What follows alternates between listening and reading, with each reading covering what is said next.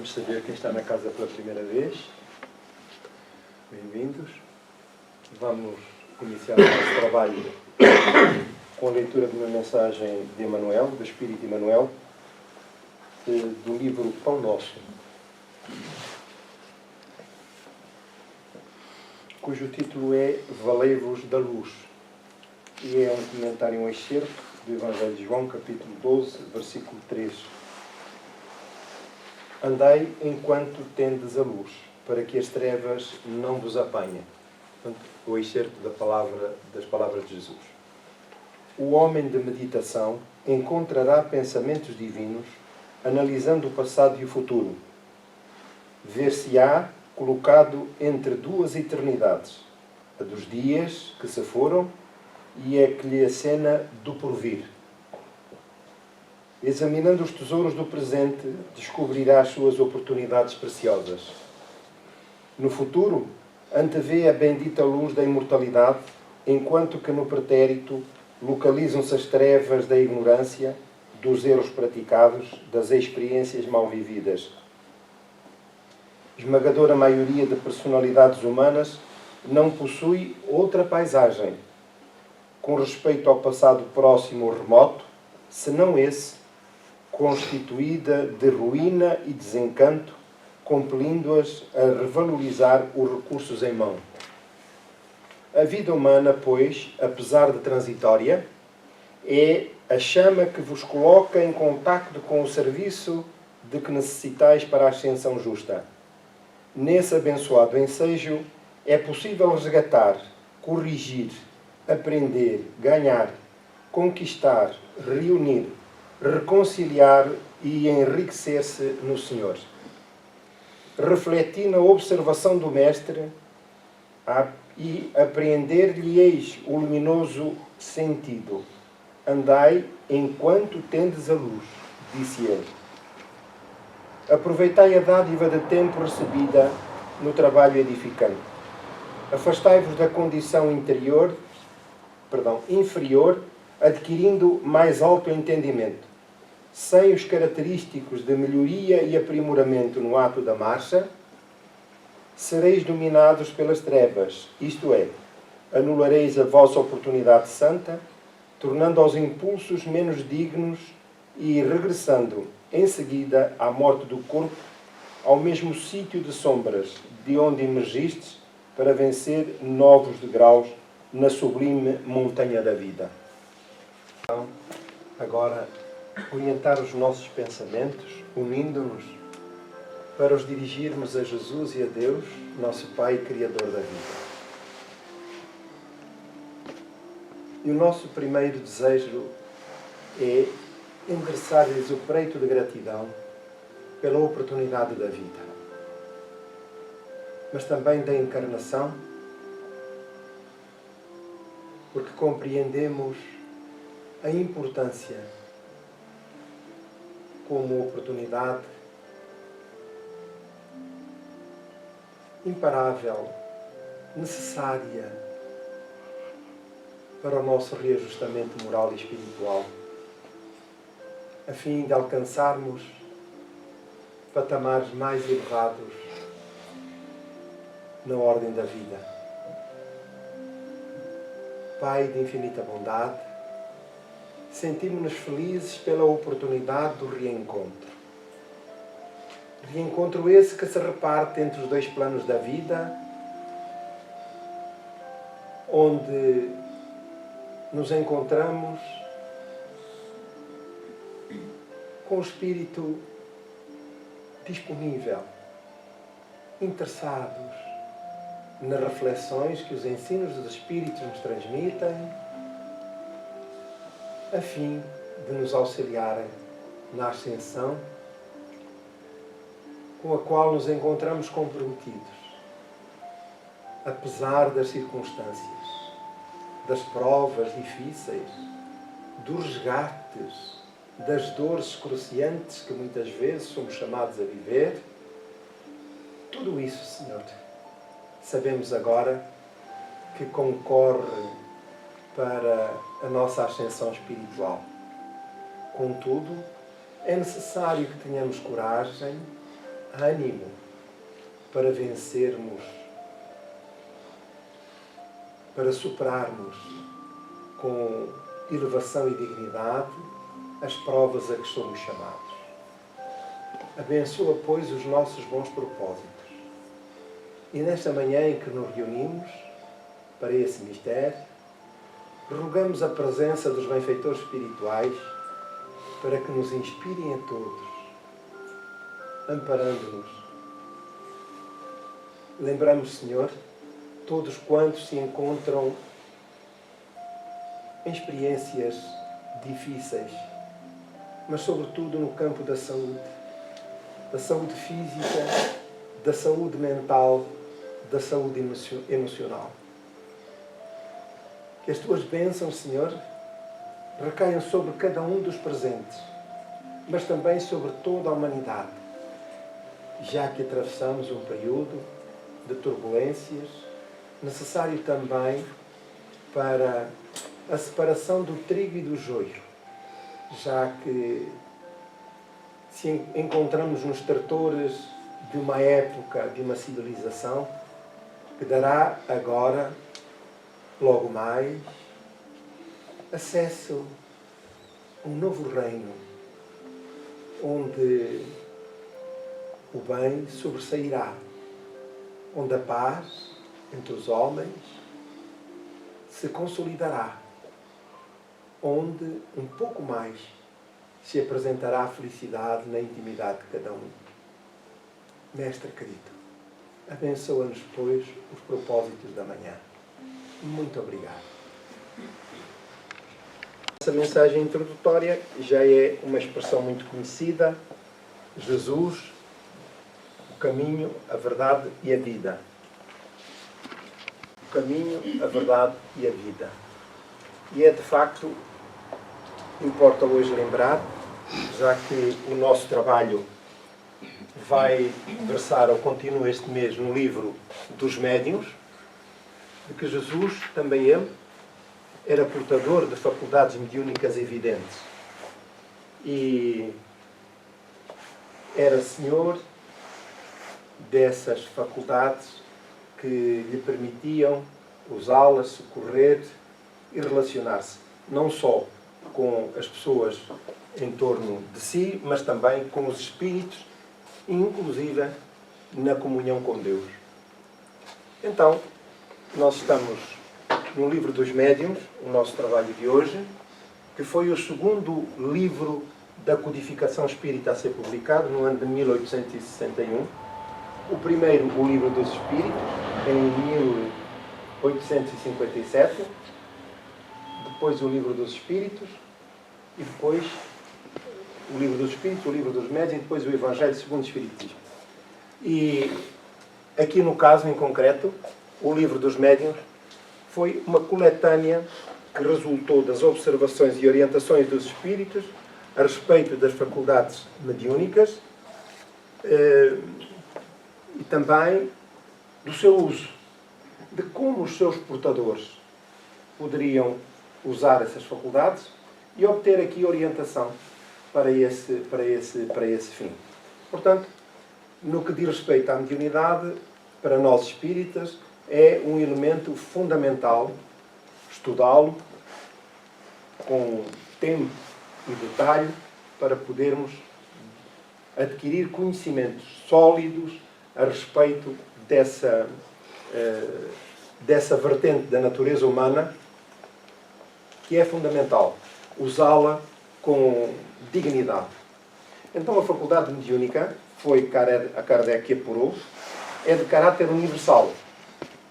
Mas ela não é faculdade do corpo físico, é faculdade do espírito. Porém, há pessoas com características orgânicas que lhe permitem apreender, sentir essa faculdade com maior evidência, já que a mediunidade é uma faculdade intrínseca do espírito e é de caráter universal, conforme Kardec nos ensina, como resultado das suas experiências. Sendo de caráter universal, há um detalhe que sobressai. é que nem todas as pessoas apresentam faculdades evidentes. E então estabeleceu Kardec chamar a essas pessoas, embora todos sejamos médiuns, portadores dessas faculdades, mas a essas pessoas denominou-as como médiuns. Isto é, na etimologia da palavra, a criatura que se coloca entre os dois planos, com as suas faculdades, que estabelece ligações com a espiritualidade e com o ser humano. Portanto, é um intermediário dos espíritos. Importa referir que as faculdades mediúnicas não surgem com o espiritismo. Elas são intrínsecas ao ser humano e, portanto, existem desde das mais remotas eras e permanecem fora do contexto espírita propriamente dito. E então, é uma circunstância que Kardec encontrou, com a qual teve que lidar e teve que encontrar respostas com os espíritos que o assessoravam, respostas plausíveis, racionais, para explicar essas faculdades. E nas civilizações antigas, como hoje, ainda em diversas comunidades, diversas civilizações, a presença da mediunidade e de médiuns com faculdades evidentes permanece. A relação com o mundo dos espíritos e como convivem com essas faculdades depende da forma como as culturas dominantes e também as pessoas em si desenvolvem e agem dentro desse contexto. Então, nós vemos que na doutrina espírita a relação com os espíritos é uma relação normal, porque partimos logo do princípio que todos nós somos espíritas. E embora aqui, neste momento, não façamos uso de faculdades especiais a não ser da visão, audição e da palavra, da voz, mas somos todos médiuns em potência, e aquela que é a faculdade comum e transversal a todas as criaturas que Kardec encontrou é a intuição. Então, porquê é que é importante percebermos isto? É que é através das faculdades mediúnicas da intuição que nós estamos todos em comunicação com os espíritos, com os nossos benfeitores espirituais. Compreendem? Então significa que ninguém está apartado da misericórdia divina, nem da presença dos bons espíritos. Estamos em permanente comunicação. E acontece que há pessoas que, apresentando faculdades, outras, que seja no campo da psicofonia, da voz, através da qual se comunicam e expressam os espíritos, da escrita, da psicografia, da vidência, através da vidência, da visão espiritual, da clarividência, uma faculdade muito mais ampla, da pintura, da música, de fenómenos de materialização. Portanto, aquilo que nós somos capazes de conhecer e classificar como faculdades mediúnicas são um reduzido número daquelas que de facto comporta a faculdade.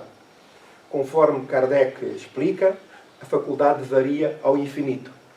E a sua amplitude nós estamos longe de a conhecer ainda. Portanto, é através dessas faculdades que, na espiritualidade, se comunicam entre os vários reinos. Vamos aqui relatar um facto que vem no livro Transição Planetária, de Divaldo Franco, a psicografia de Divaldo Franco, e de Filomeno de Miranda. Num determinado plano em que estão reunidos espíritos a tratar de assuntos respeitantes a este período que atravessamos da transição planetária, aguardavam a vinda de um espírito de elevado quilate espiritual. E esse espírito era Francisco de Assis. Pois bem, para que pudesse nessa plateia espiritual pudesse ser visto, sentido, como nós aqui estamos, pela Assembleia que o aguardava, teve que se materializar. Quer dizer, o nível, a diferença energética e vibratória dos ambientes, desse ambiente onde se reunia essa Assembleia, e do meio em que vinha Francisco de Assis, e o seu grau evolutivo, já não era possível apresentar-se naturalmente, porque estava fora do contexto vibratório energético. Para isso, foi preciso o uso, está expresso no livro, de 2 médiuns que facultaram o seu ectoplasma, as suas faculdades, para que ele se pudesse materializar e pudesse estar no meio da Assembleia e falar-lhes e ser visível e audível para todos os presentes. Podia esse fenómeno ocorrer aqui também com qualquer outro espírito que, reunidas as condições, materializar-se aqui no meio de nós. Portanto, para vermos como as ocorrências deste plano mais materializado também se realizam e ocorrem do outro lado. Este é uma cópia daquilo que ocorre na espiritualidade. Mas e porquê é que isto acontece e o uso das faculdades mediúnicas? Primeiro, a sua existência, porque é natural, mas nas condições humanas em que nos encontramos, ela não se encontra consolidada no seu todo, porque ela pode ser suspensa. Então a faculdade mediúnica é um recurso que desenvolvemos antes de reencarnarmos. É um recurso e um compromisso. Um recurso e um compromisso. E quando esse recurso e esse compromisso são assumidos, qual é a função especial? É, em simultâneo, permitir ao médium o resgate de dívidas do passado e, simultaneamente, auxiliar no progresso da comunidade em que se insere, do meio em que está. Portanto, antes de mais, a mediunidade é um compromisso. Não é uma conquista do espírito ainda. Estamos a compreender? Porquê? Porque ela pode ser suspensa caso o seu uso venha a manifestar agravamento das condições kármicas do espírito que é portador. Então, aquilo que está no meio espírita, para isso nós falamos e observamos, aquilo que está jacente no uso das faculdades mediúnicas, essencialmente, não é só um aspecto técnico que nós temos que compreender. É também o aspecto moral. E esse aspecto moral é o Evangelho e as lições de Jesus. Esse é o destino das faculdades mediúnicas no meio espírita, com as quais nós temos que preocupar. Porque é um veículo também de atendimento às necessidades do próximo, levando-lhes consolo, esclarecimento, coragem e ânimo. Tudo o que viola estes princípios, estamos em dívida para com a lei divina. Portanto, estamos a falar, sobretudo, do nosso meio, do meio espírita. Através das faculdades mediúnicas, nós percebemos o quê?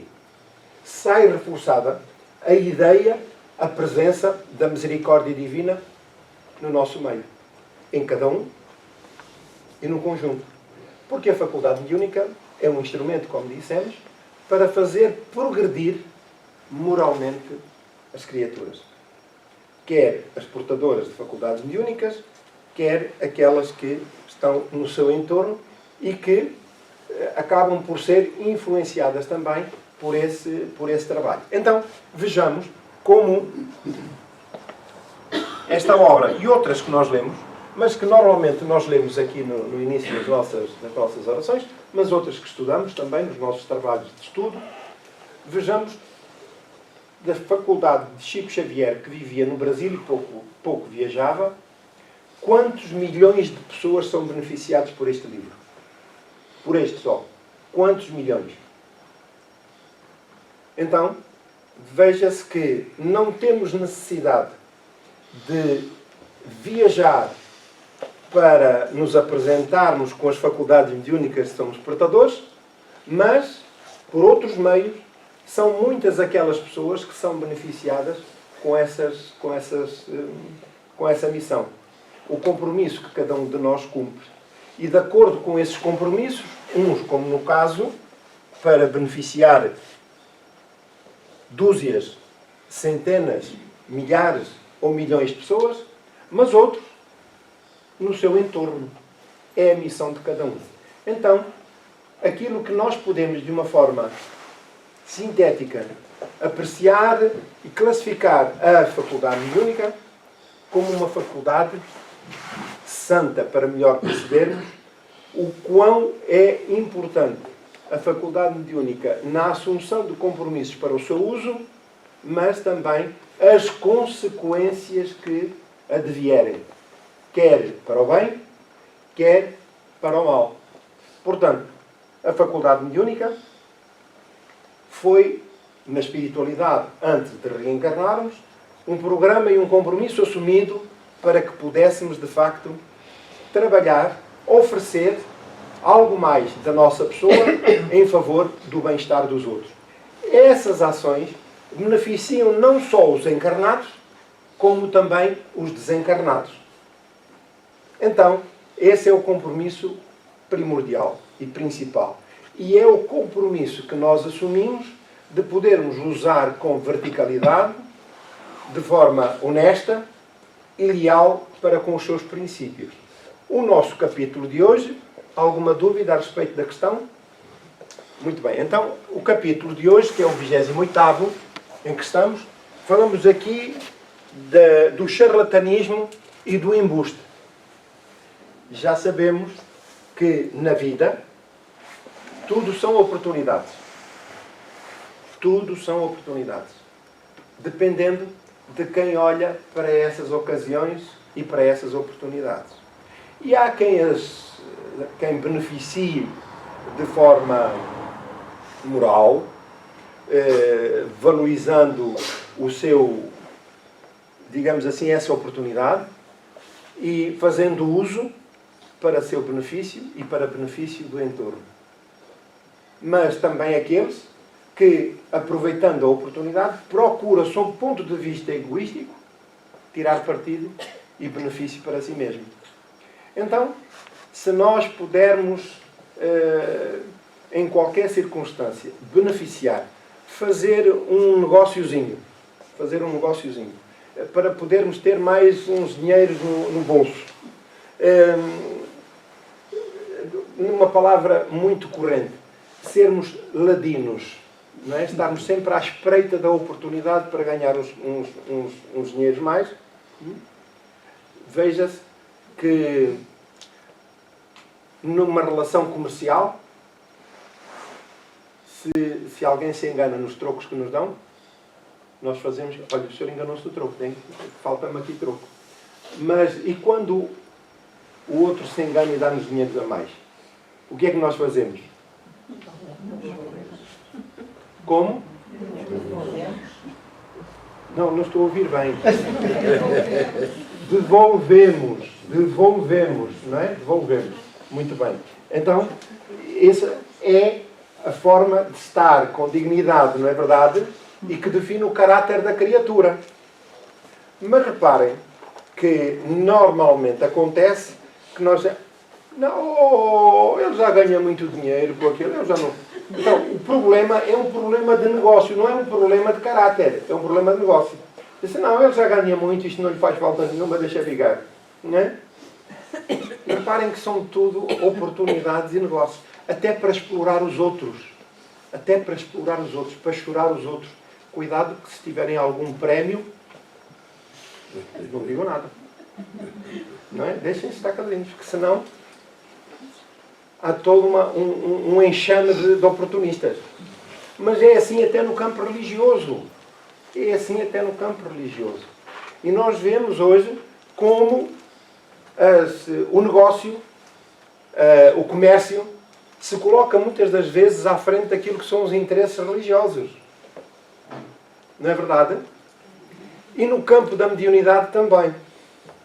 É por isso que nas casas espíritas o uso da faculdade mediúnica e das suas atividades são usados com muita parcimónia, muito detalhe, para evitar escândalos, mas também não contrariar os princípios da verticalidade, da lealdade e da honestidade. Certo? Porquê? Porque sempre que nós damos um passo, as nossas intenções, o nosso pensamento espalha e entra em contacto e em sintonia com os espíritos que nos rodeiam. No livro dos Espíritos, Kardec perguntou como a influência dos espíritos na nossa vida. E a resposta do Espírito da Verdade é esta, simples, muito sintética. De ordinário, portanto vulgar, diário, são eles que vos governam. Conhecem, não é? Já todos leram e estudaram o livro dos Espíritos. Já. Estou a ver que sim. Mas é importante esta resposta. Ele não diz são os bons espíritos ou são os maus espíritos. Ele diz, de ordinário, são os espíritos que os governam. Então o nosso caráter, aquilo que são as nossas preocupações de natureza moral, definem a nossa realidade espiritual, o nosso campo energético e vibratório, e em função disso os espíritos são atraídos. Bons espíritos ou maus espíritos. Então, uns e outros governam cada um à sua maneira, mas governam. E governam como? Os bons inspirando-nos às boas ações, ânimo e coragem para a vida, os maus espíritos, naturalmente, desejando tirar partido das nossas fragilidades morais. Ora, quando nós, espíritas, porque às vezes nós vamos ao Evangelho e socorremos das lições de Jesus e, sobretudo, que aquele que muito tem, mais se dará, e aquele que pouco tem, é esse mesmo pouco que lhe será retirado. Então, referia-se exatamente ao exercício das faculdades mediúnicas. Portanto, que devíamos dar de graça o que de graça recebemos. E o que é que nós recebemos de graça? Aqui no caso. E era a que se referia à lição. Às faculdades mediúnicas. Mas essa lição, às vezes, nós que estudamos a doutrina espírita, aprendemos a doutrina espírita, o que os espíritos nos dizem, nós saímos para a rua como justiceiros. E apontamos o dedo a outras criaturas que estão fora do contexto espírita, mas não conhecem esta realidade. E nós saímos como justiceiros a acusar os outros de comercializarem as suas faculdades. Estas lições são para nós, espíritas, não são para os outros. Está bem? Então, é sobre elas que nós temos que refletir. Porquê? Porque temos que fazer bom uso das nossas faculdades e dos ensinos que vamos retendo. Então, hoje, a lição é sobre o charlatanismo e a fraude, porque é, mesmo nesta área, em termos gerais, ainda muito propensa, por ignorância. Mas quando se diz o charlatanismo e a fraude, não estamos a falar em questões materiais, porque esse charlatanismo e essa fraude varia, e já vamos ver em que circunstância é que possa acontecer. Porque às vezes nós pensamos que negociar as faculdades mediúnicas é receber dinheiro em troca. Isso é o mais evidente. Mas há questões de pormenor e não tão visíveis que também importam no uso das faculdades mediúnicas. Vamos ver o que nos diz o tema. Médiuns em terceiros e fraudes espíritas. Começa aqui o tema.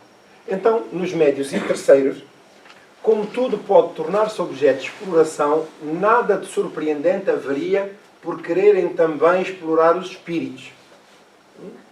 Aquelas pessoas ladinas, perdoem-me a expressão, quando vem um grupo de pessoas assim, Uns dizem assim, ei, que bom, deixa-me conviver, vou cumprimentar aqui, cumprimentar acolá, arranjar novas amizades. Sou sincero.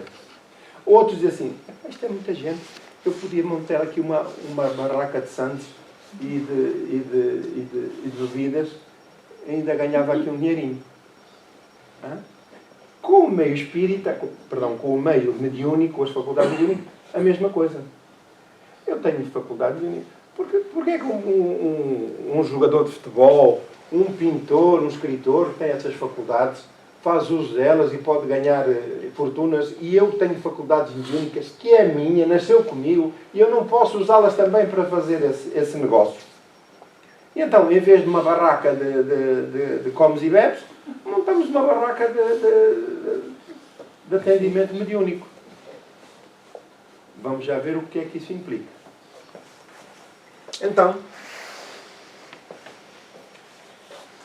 resta saber como receberiam eles a ideia, dado que tal especulação viesse a ser tentada. Portanto, está aqui a falar dos espíritos.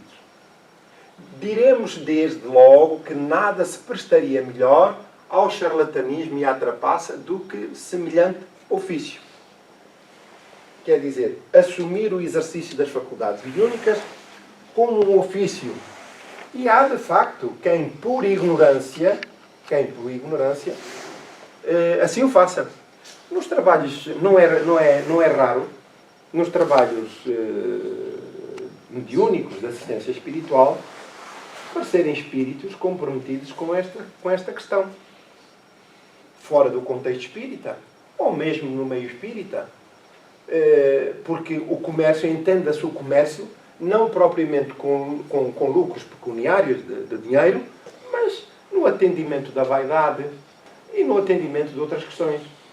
Estão-me a entender? Portanto, comércio não implica só dinheiro.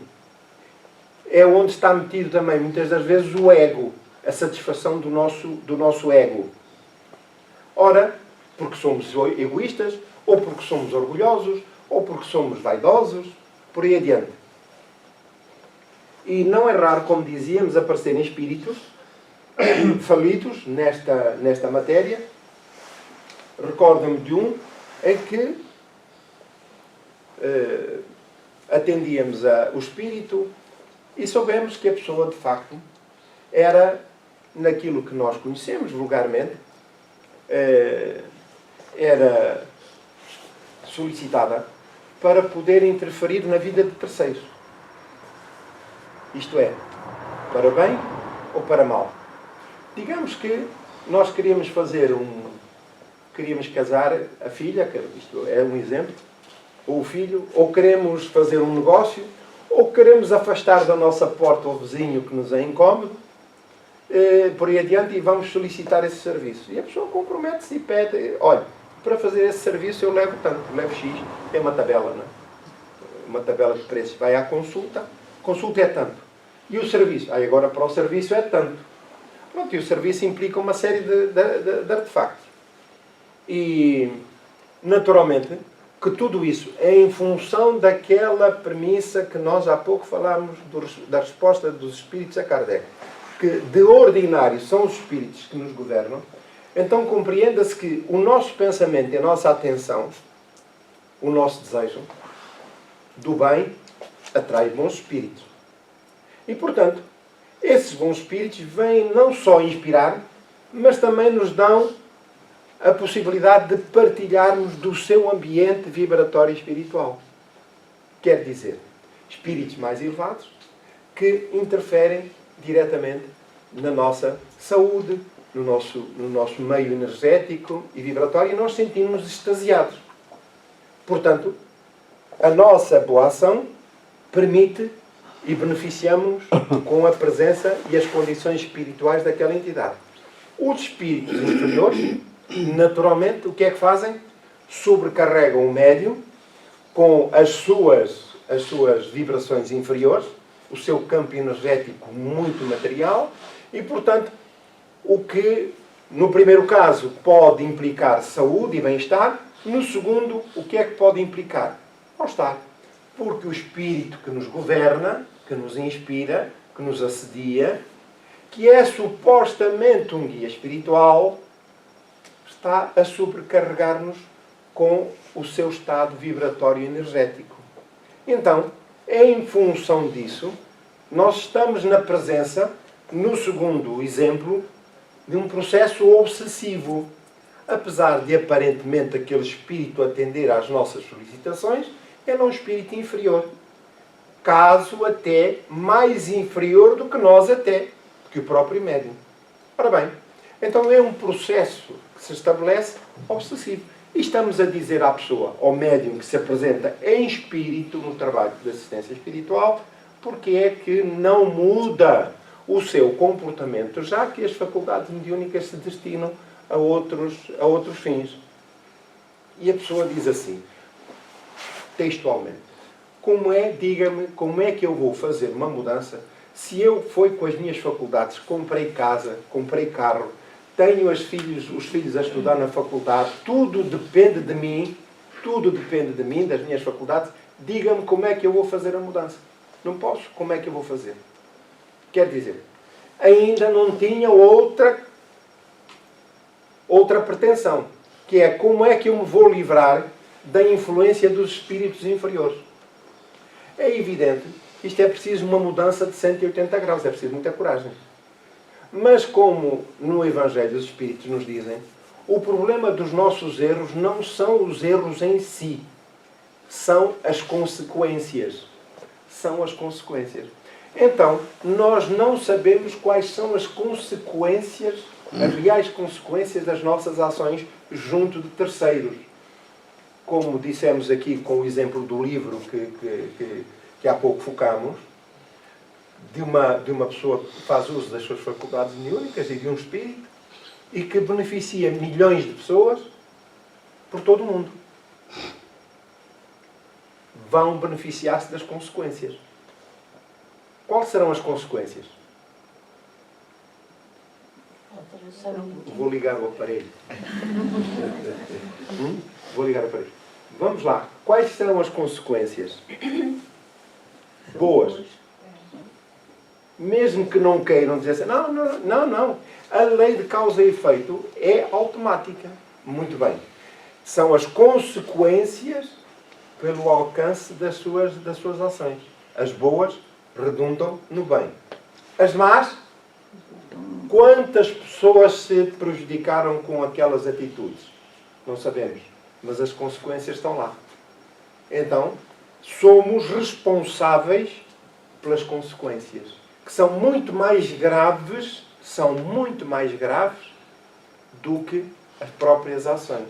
Porque eu posso ter uma ação cometida, um erro que posso retificar, mas as consequências são muito mais danosas.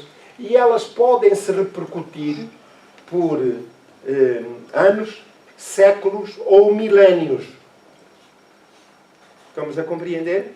Então, aqui o texto que nos diz: o desinteresse, pelo contrário, é a mais peremptória resposta que se pode dar àqueles que nos fenómenos só veem burlas.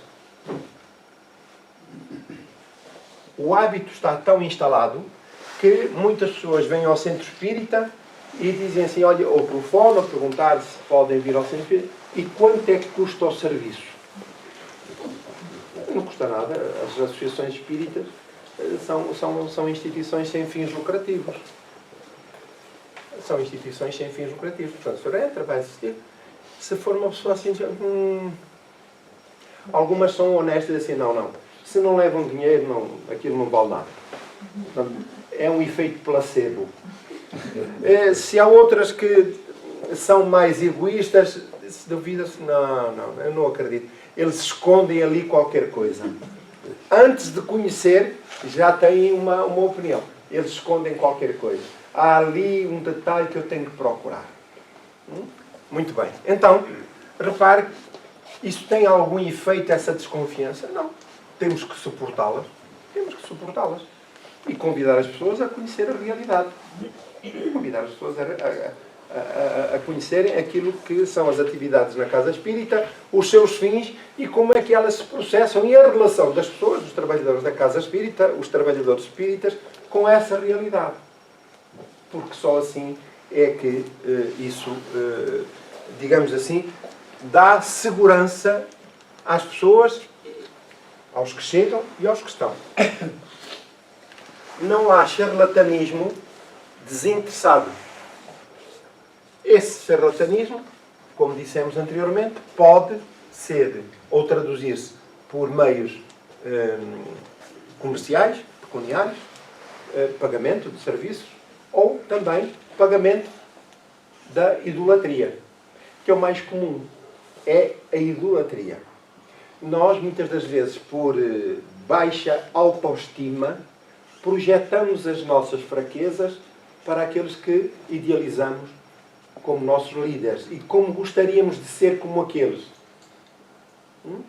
E, em vez de projetarmos os nossos anseios, a nossa vontade para aqueles que são consistentes no tempo, como é o caso de Jesus, não. São aqueles que estão ao mesmo nível do que nós. E vivemos dessas fantasias e desses mitos inseguros, mas vaidosos. Então, no meio do uso da mediunidade, que pode inclusive abarcar médiuns espíritas, a vaidade é o mais proeminente, o mais comum. Então nós temos que ser vigilantes no uso das nossas faculdades mediúnicas. Porque os espíritos superiores a quem nós recorremos para pedir assistência e inspiração, eles furtam-se a qualquer atitude que possa pronunciar vaidade, orgulho, egoísmo, por aí adiante. Estão a compreender? Então, nós temos que aprender com os exemplos dos bons espíritos aquilo que deve ser a nossa ação e o nosso comportamento, a nossa atitude. Qual, pois, o fim que objetivariam os que usassem de embuste sem proveito, sobretudo quando a honra os colocasse acima de qualquer suspeita? Quer dizer, o que é que nós fazemos na casa espírita? O que é que nos satisfaz? É fazer o bem aos outros, de acordo com as recomendações do Evangelho, amar a Deus a todas as coisas e ao próximo como a nós mesmos, mas fazendo o uso das faculdades mediúnicas, dos conhecimentos que adquirimos, para ajudar os outros. É tão simples quanto isso.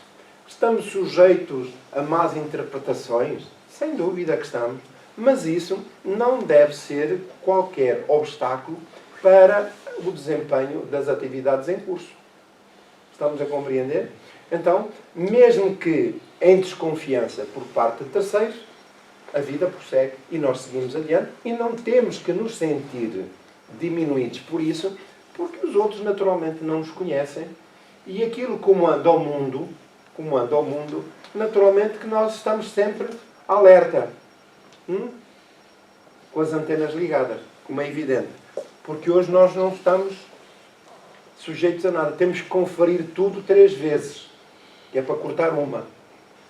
Então, seja no telemóvel, já para fraudes, nós já, não saindo de casa, podemos ser fraudados.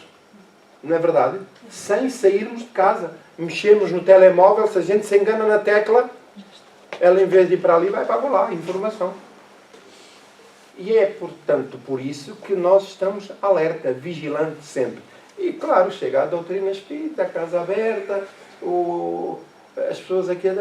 Mas o quê? Vocês vão para lá? Não levam dinheiro? Não.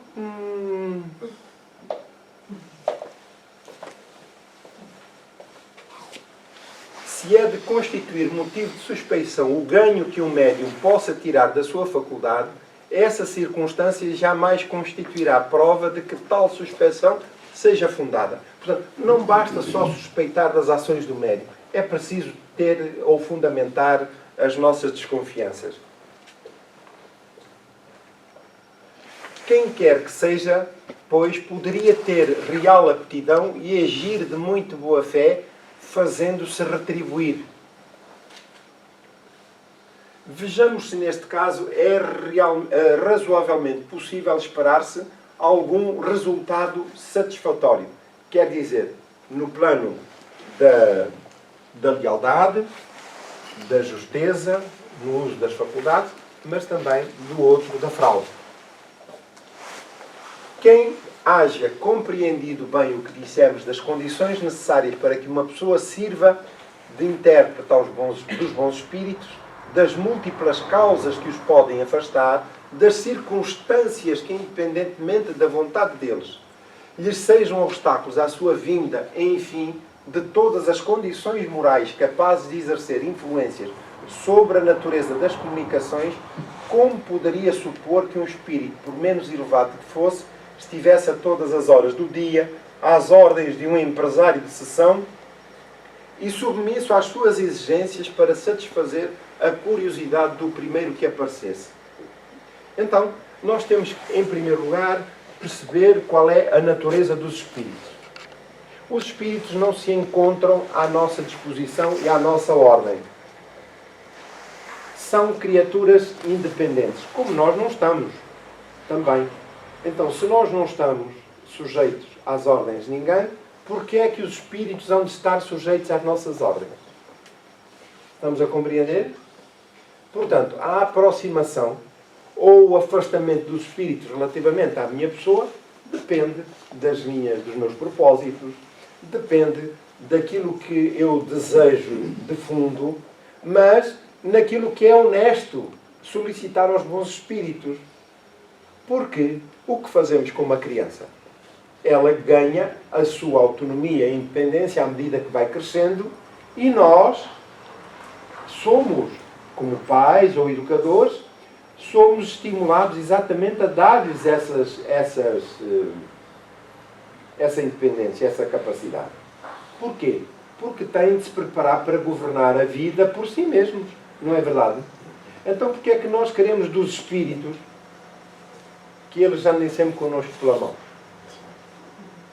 Qualquer coisa, se chove, nós pedimos aos bons espíritos que não chova. Se faz sol, queremos que os bons espíritos tapem o sol.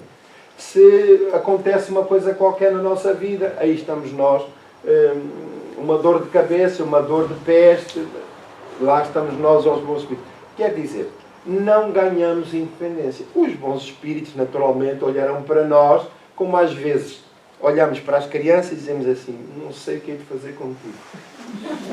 Já fiz tudo o que era possível.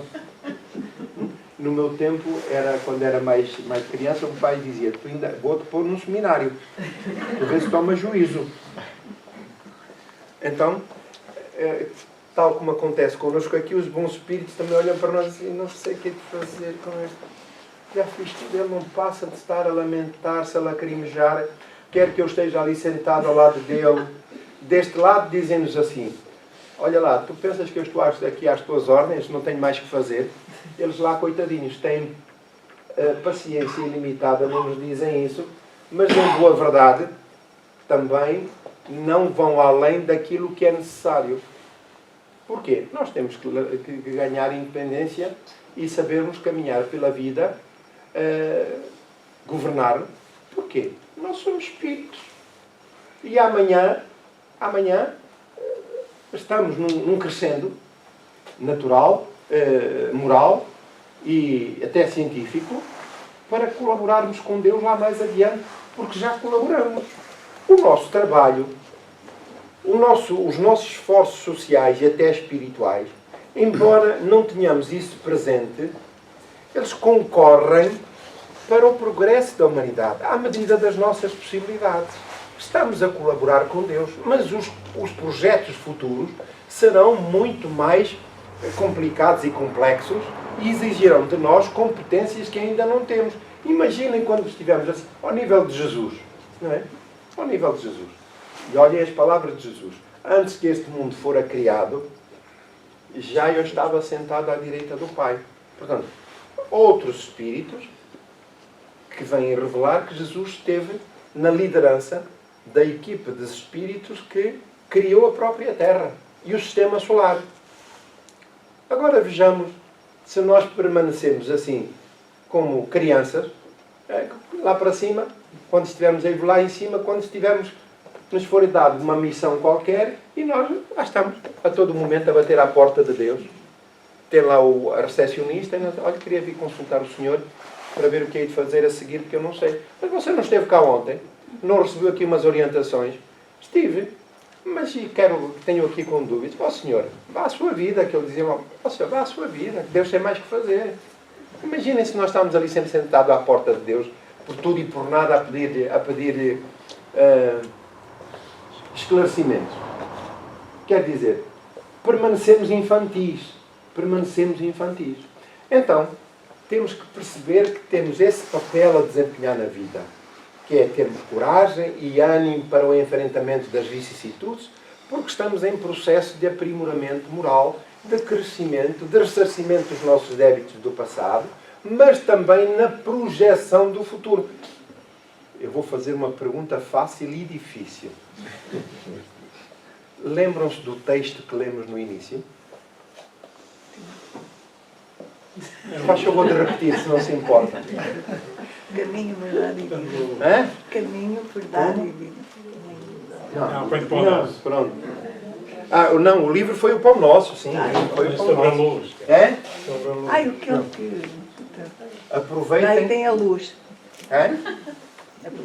A questão de fundo é, nós vivemos entre dois mundos. Não é? Não foi o que disse ali? Estão a ver? Se não fosse eu. Entre dois mundos. Ora, que mundos são esses, como diz Emmanuel? O nosso passado e o nosso futuro que se abrem. Nós estamos ainda sob o peso do passado. É por isso que as nossas provas, as nossas dificuldades, são um desafio que se reparte por dois âmbitos. Para o ressarcimento do passado, as consequências do passado e, simultaneamente, superando-as, estamos a projetar a nossa vida já para o futuro. Portanto, nós vivemos entre dois mundos. Ora, quem se revolta? Estamos no meio, sob a pressão do passado e sobre a oportunidade do futuro. Quem se revolta contra as consequências do passado não percebe, tem dificuldade em descortinar a importância que ela representa, essas experiências, para o meu futuro imediato. Estão-me a compreender? Então, o que nós gostaríamos era que todos esses obstáculos criados ou representados no presente, que são as consequências do passado, nós gostaríamos que isso fosse tudo esquecido. Deixe lá, pronto. Esqueça-se. E nós pensamos que o perdão, quando solicitamos o perdão a Deus, é para que essas faltas sejam todas esquecidas, essas consequências. Mas elas representam um meio, um exercício de amadurecimento moral e espiritual para o futuro próximo e mais longo. Para nosso amadurecimento. Estamos a compreender? Então, temos que ter coragem e ânimo para vivermos aquilo que são as experiências do presente, que representam a pressão do passado, mas a alegria que advém do futuro, das portas que se entreabrem e deixam-nos perceber a luz que aguarda por nós, a felicidade. Então, viver o presente com dignidade, sem receio, com coragem e com ânimo, solicitando amparo aos benfeitores pelos fins que nós queremos colocar nesses exercícios, então os benfeitores surgem e dão-nos força, dão-nos ânimo. Como é que essas consequências podem ser superadas? Emmanuel, numa expressão muito feliz, representa numa figura como uma ave. O espírito é como uma ave. Uma ave é a asa que representa a ciência e na outra a que representa o amor. Normalmente, o que acontece com a maioria é que nós ainda desenvolvemos muito a asa da ciência e a asa do amor está muito curta e, portanto, nós não conseguimos voar equilibrados. Mas o fim do espírito é exatamente esse. O conhecimento científico, tecnológico, essas competências técnicas e espirituais. Ora, é nesse sentido que nós devemos desempenhar as tarefas, inclusive as tarefas mediúnicas. Tem mais esse condão que o espírito do lado de lá. Normalmente nós, os que lidam já com estas questões da mediunidade, já vem de longo tempo dos anos transatos, desde as eras primeiras da humanidade, e com experiências falidas na área da mediunidade. E então, a mediunidade é concebida como um ato de misericórdia divina. E nós, quando estamos do lado de lá, solicitamos: eu quero compromisso ainda nesta área, porque fali no passado e agora é que preciso de fortalecer, de superar as minhas falhas. E é preparado para as faculdades mediúnicas, o uso dessas faculdades. Ora, quando aqui chegamos, se as faculdades mediúnicas são usadas com lealdade, sob o ponto de vista moral, portanto com todos os atributos que possamos compreender, saímos vitoriosos. E o médium vive também entre dois mundos. O dele, humano, e o mundo espiritual. E, portanto, saber usar as faculdades mediúnicas, aplicá-las com elevação e dignidade, é fundamental para o sucesso da sua reencarnação e desse compromisso. As faculdades mediúnicas, como dissemos anteriormente, estamos ainda num período de consolidação. Ainda não temos o direito pleno do seu uso, porque elas podem nos ser suspensas. Quando isso, enfim, deixa antever algum risco para o espírito em ascensão. Sabe-se que a aversão infunde aos espíritos tudo o que revela cobiça e egoísmo, pelo pouco caso que fazem das coisas materiais. Como admitir-se então que se prestem a ajudar quem queira traficar com a presença deles? Aqui referem-se aos bons espíritos. Porque a morte não muda absolutamente nada. O espírito egoísta e orgulhoso, o espírito, a pessoa ladina para o negócio, para poder sempre, ou quando está com a ideia de querer trapacear os outros, de qualquer forma, ganhar dinheiro, enfim, sem qualquer cuidado, passa para lá, continua exatamente a mesma coisa. Exatamente a mesma coisa. E no mundo em que ele está, ele procura atrair aqueles que partilham do seu estado de espírito, das suas ambições, do seu orgulho, do seu egoísmo. E procura atrair desencarnados, mas também encarnados. E então o médium incauto é alvo destes espíritos. Ora, quando nós estamos a falar de espíritos, falamos de espíritos e de espíritos. Espíritos bons e espíritos menos bons. Os espíritos bons, naturalmente, não se submetem a comércio, nem estão à nossa disposição para atender aos nossos caprichos. Portanto, são criteriosos. No caso dos espíritos inferiores, maldosos, não, só desejam tirar partido das nossas fragilidades para lhes atendermos às suas necessidades e aos seus desejos. Portanto, é fundamental perceber que na realidade espiritual há uma fronteira. Os bons espíritos, que têm valores e princípios, e os maus espíritos que ainda continuam, digamos que ligados a essas condições mais inferiores. Repugna pensar isso, e seria preciso conhecer muito pouco a natureza do mundo espiritual para acreditar-se que tal coisa seja possível. Mas como os espíritos levianos são menos escrupulosos e só procuram ocasião para se divertirem à nossa custa, quando não se seja mistificado por um falso médium, tem-se a probabilidade de o ser por alguns desses tais espíritos. Vamos ver então, repetir aqui. Hein?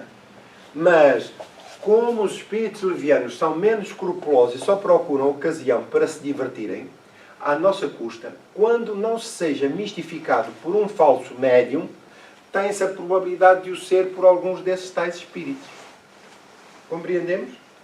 Então, nós podemos estar na presença, como dissemos anteriormente, aquilo que atrai os espíritos são os nossos pensamentos, os nossos sentimentos. Então, nós podemos estar na presença de um falso médium. Falso médium. Ora, como é que na casa espírita a questão das faculdades mediúnicas é tratada? As pessoas são orientadas. Vamos aqui informar sobre as atividades da casa. Até chegar ao estudo do Livro dos Médiuns, nós temos o primeiro programa de estudo, que é a reunião de acolhimento das pessoas que chegam à casa espírita e que desejam conhecer o espiritismo. E esse é um período curto em que é fornecido conhecimento básico da doutrina. Depois transita para o Evangelho segundo o Espiritismo, onde vai estar cerca de 2 anos, sensivelmente. Depois transita para o Livro dos Espíritos, que é um grupo fechado, 2 anos, para estudar o Livro dos Espíritos. E depois o Livro dos Médiuns, cerca de 2 anos, para estudar o Livro dos Médiuns. E só depois deste período é que ascende à categoria de trabalhador e eventual trabalhador da casa espírita. Todo este percurso, apesar de parecer longo, permite às pessoas que chegam para conhecer o espiritismo, ou que se desejam integrar na casa, conhecer a doutrina, conhecer a casa, das suas atividades, o espírito que a governa, o espírito, digamos que, as orientações. E só depois desse período é que, eventualmente, apresentando competências, aqui no caso mediúnicas, possam desenvolver essas faculdades.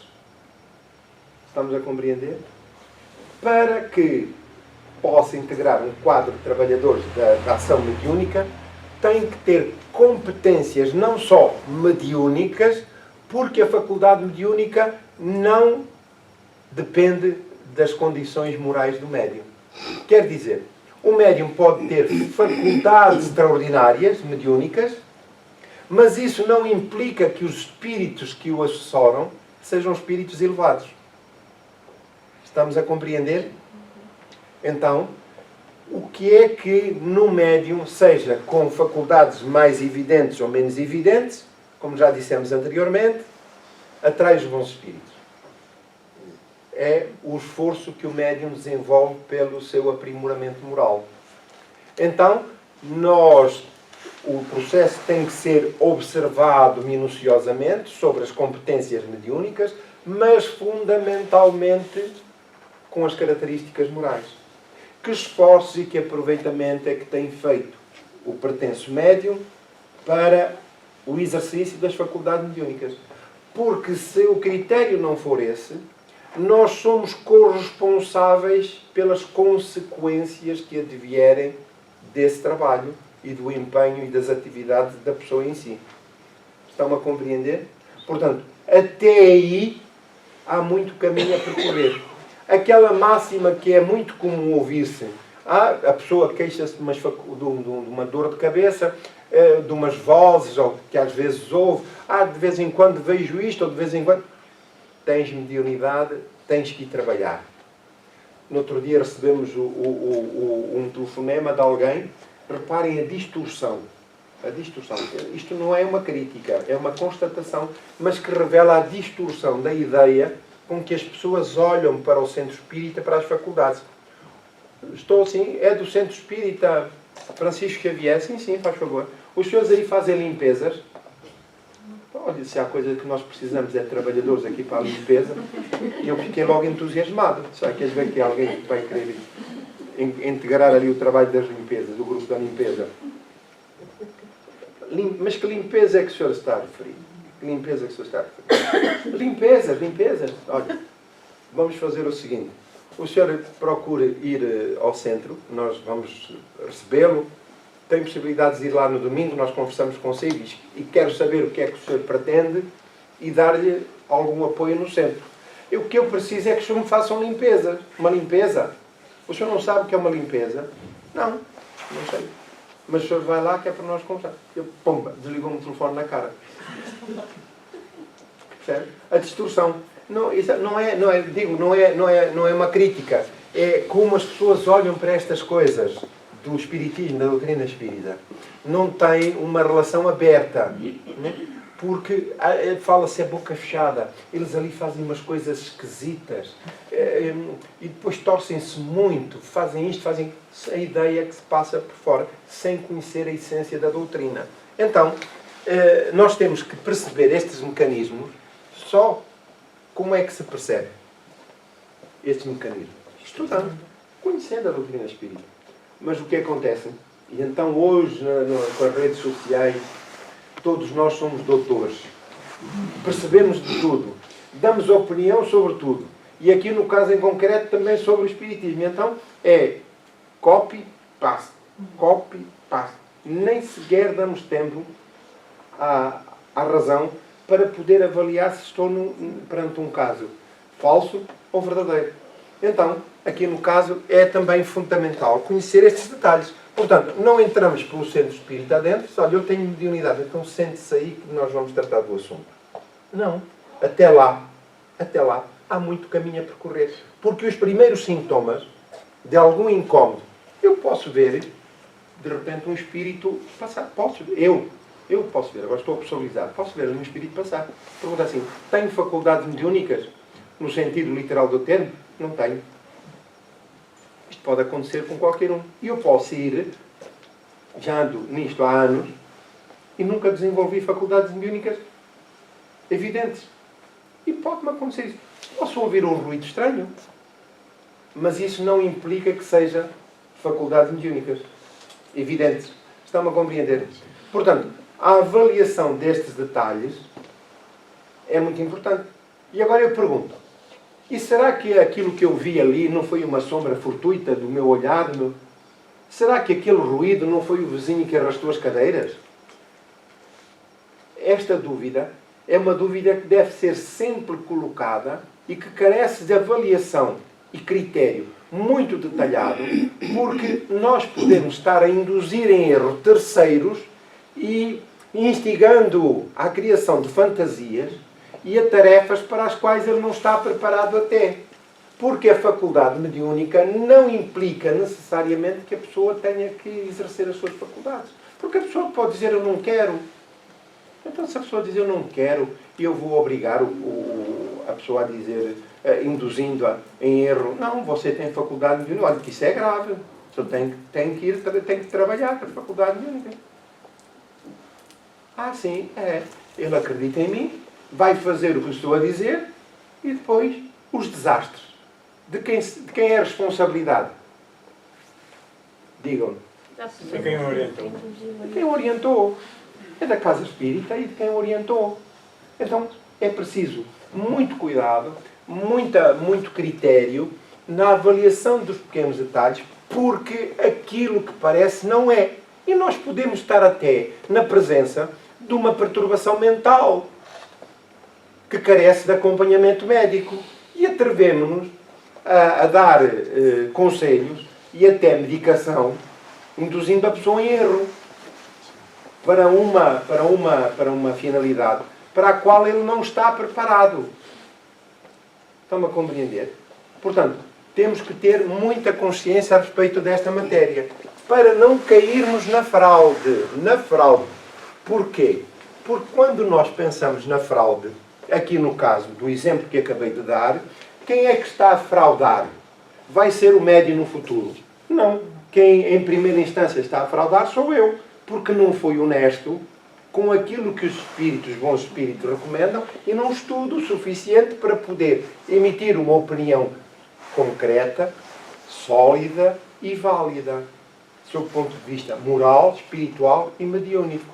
Então, reparem como a fraude não é só do médium, mas é também daqueles que o acompanham, daqueles que o orientam. Está certo? Então, o médium é vítima, eu repito, é vítima do desconhecimento daqueles que o aconselham. Por isso, o próprio médium, que é ele o senhor das suas próprias faculdades, deve também ele estudar para saber. Entra aqui na casa espírita qualquer pessoa. O que é casa espírita? Vale por si, pelo título? Não, não vale. Porque como é que eu acolho as pessoas? Ou melhor, aqui na casa. Como é que se acolhe as pessoas? Como é que se orienta as pessoas? Qual é a estrutura espiritual da casa? O que é que se oferece às pessoas? Naturalmente que a pessoa que tenha o mínimo de razão e de senso, aprecia comportamentos. Nós vendemos livros ali, por exemplo. As pessoas sabem que a margem de livros ali, olha, se for a codificação espírita, uma margem mínima. Nem sei se dá para €1 ou nem chega a €1. Os outros livros, exatamente a mesma coisa, porque o nosso destino, ontem prestámos aqui contas aos sócios, e o destino da casa não é comercializar, mas tem que existir materialmente. E existe com os dinheiros que advêm de cotas e donativos dos sócios. Não é nada. É disso.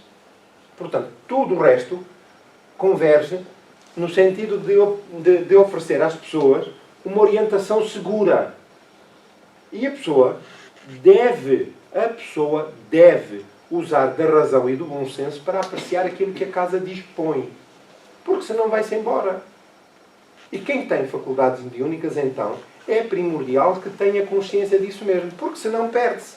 Quer dizer, é vítima de uma pessoa fantasiosa que excede limites e que tão somente procura atender ao seu próprio ego, não está interessado no exercício de terceiros. Então, estas reflexões permitem ver o grau de confiança que se deve dispensar às comunicações deste género. Até termos, provavelmente conhecem, mas deixamos essa nota. O Divaldo Franco, quando começou a psicografar, integrou-se num grupo de estudo de família, de uma família, integrou-se, e desde cedo começou a escrever, a receber comunicações dos espíritos. E eram centenas. E aquele entusiasmo da primeira hora, ele tem faculdades mediúnicas, tem umas mensagens muito bonitas, vamos publicar um livro. Já vamos fazer um livro. E começou-se a manifestar um espírito que assinava um espírito amigo. Espírito amigo. E esse espírito amigo foi-se comunicando. E ele foi perguntando ao espírito amigo, as suas mensagens já eram diferentes, e ele disse, mas você não revela o seu nome porquê? Na altura própria você vai revelar, você vai conhecer quem eu sou. Esse mesmo espírito, um espírito amigo, tem mensagem no Evangelho segundo o Espiritismo, que é Joana de Ângeles. E ele perguntou, olha, nós estamos aqui, já temos estas mensagens todas aqui recebidas. O que é que aconselha a fazer? Nós estamos a pensar a fazer isto assim, o que é que aconselha a fazer? Ele disse, o que é que você está disponível para fazer? Você tem um compromisso que foi assumido na espiritualidade, faculdades mediúnicas, quer assumir compromisso na edição de livros? Sim, se você entender que sim, pois eu cá estarei para fazer esse trabalho. Mas tem a certeza? Tenho. Então vamos assumir um compromisso. Muito bem. Olha, então, todas essas mensagens que você recebeu até aqui, queime-as. Queimo? Sim, queimo. Porque todas elas não passaram de meros exercícios. Porque o trabalho a sério vai começar agora. Estão-me a compreender? Centenas de mensagens que criou logo um elan de entusiasmo no grupo, e no final aparece um espírito, um espírito amigo, para queimar essas mensagens todas. Então, este exemplo não é que elas não tivessem conteúdo, compreendem? Não tivessem conteúdo, mas elas foram um período de tirocínio para as faculdades mediúnicas do médium.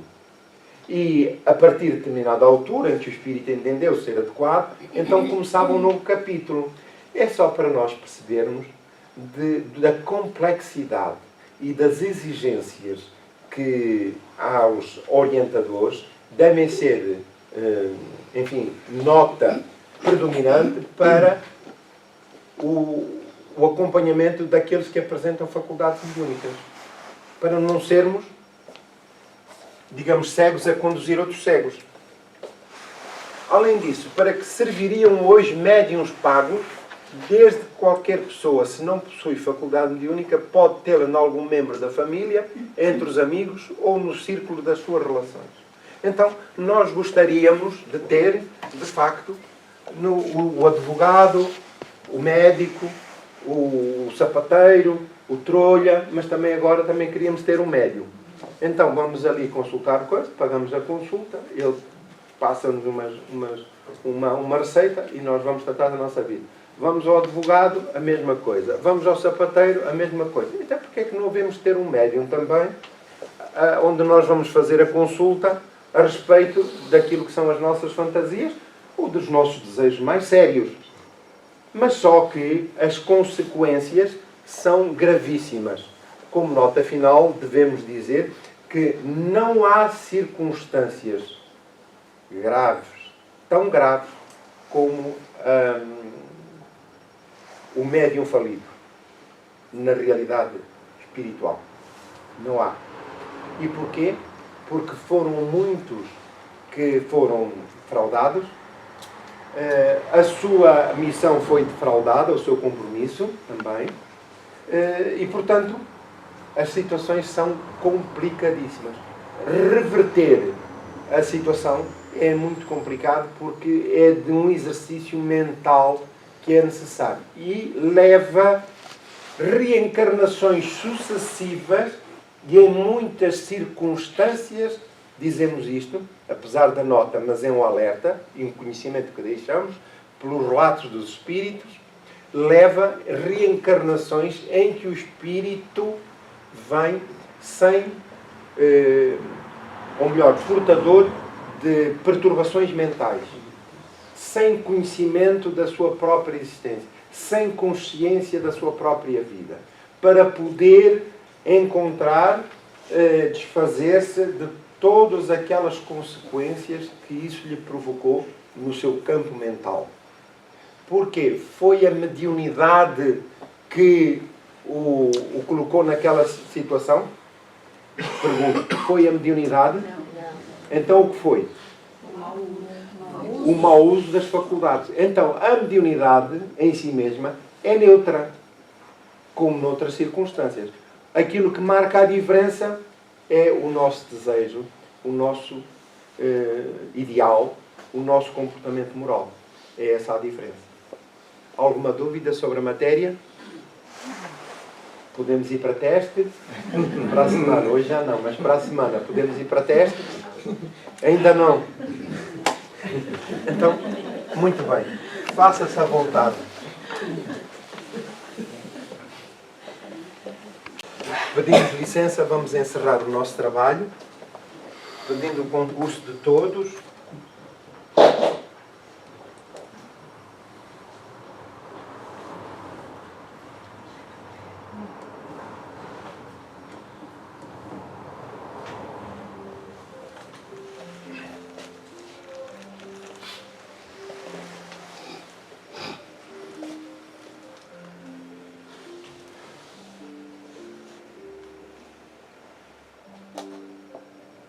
Colocamos na nossa tela mental a figura de Jesus, que nos ilumina o campo íntimo,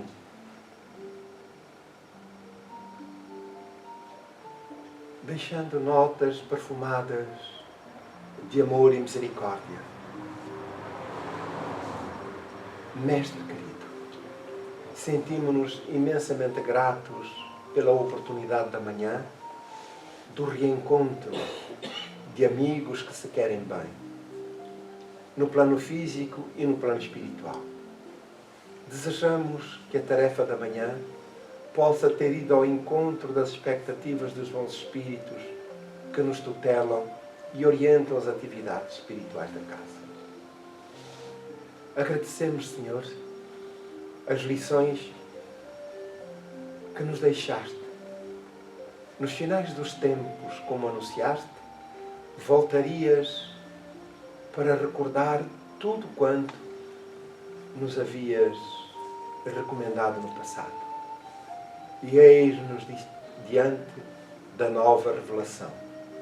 A doutrina dos Espíritos que nos preenche a alma de alegria e reclama de nós comportamentos empenhados para o nosso aprimoramento moral, para a reformulação dos nossos conceitos a respeito da vida. Mestre amado, pensamos em todos quantos sofrem. Aqueles que, diante das perseguições e maus tratos, perseguidos, aqueles, Senhor, cujas vidas são completamente arrasadas, alteradas pela violência, pelas guerras que se vêm instalando no planeta.